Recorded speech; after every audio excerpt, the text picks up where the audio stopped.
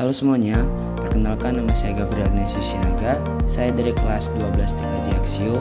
Pada kesempatan ini, saya akan membahas kontribusi umat Katolik dalam pembangunan bangsa Indonesia, khususnya dalam konteks ajaran sosial gereja yang tertuang dalam dokumen Gaudium et Spes.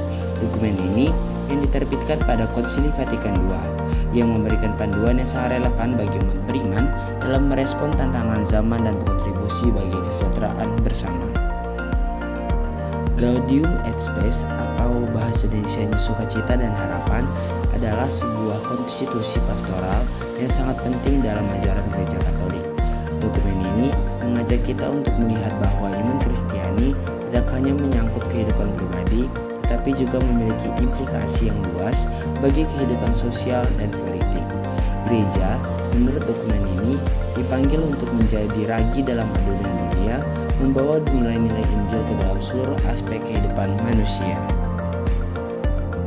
Beberapa prinsip utama dalam Gaudium et Spes yang sangat relevan dengan peran umat Katolik dalam pembangunan bangsa adalah martabat manusia, keadilan sosial, solidaritas, dan keterlibatan dalam dunia.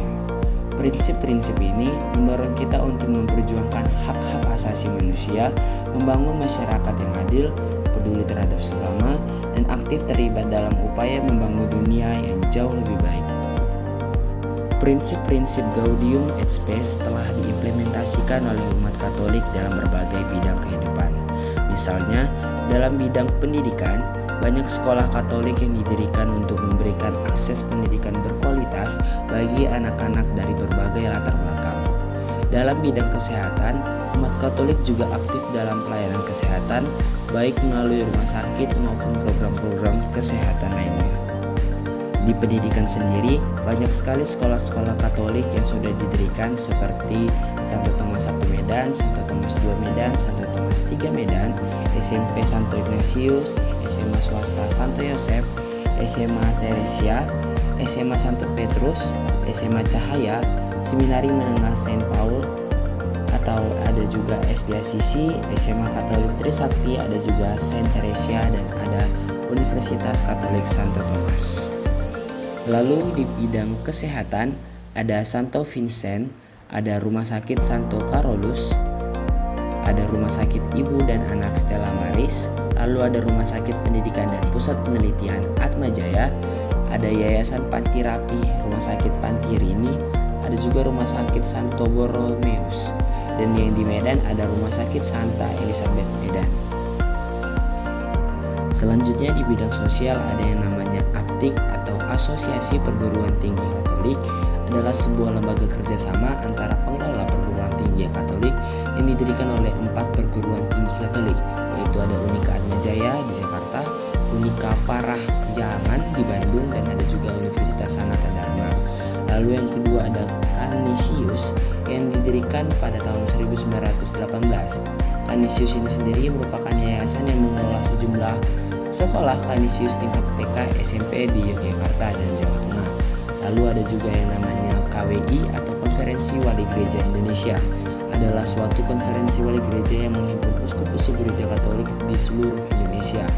Lalu ada lembaga Bilbilika yang merupakan lembaga konferensi KWI yang berkecimpung dalam bidang studi, publikasi, kerasulan, dan distribusi kitab suci. LBI sudah dirintis sejak tahun 1965. Lalu yang terakhir ada Tarakanita yang merupakan yayasan Katolik yang didirikan pada 7 Juli 1952. Yayasan ini merupakan salah satu bentuk pelayanan kongregasi Suster Carolus Borromeus dalam bidang pendidikan dan pengajaran.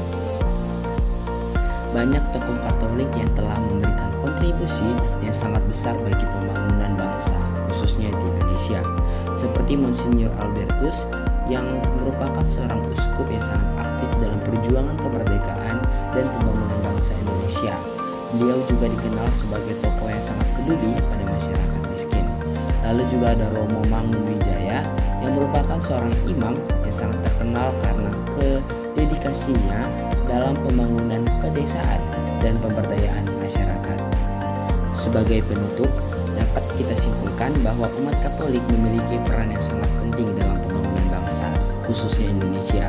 Ajaran gereja, khususnya Gaudium et Spes, memberikan kita inspirasi dan motivasi untuk terus berkontribusi bagi masyarakat dan negara.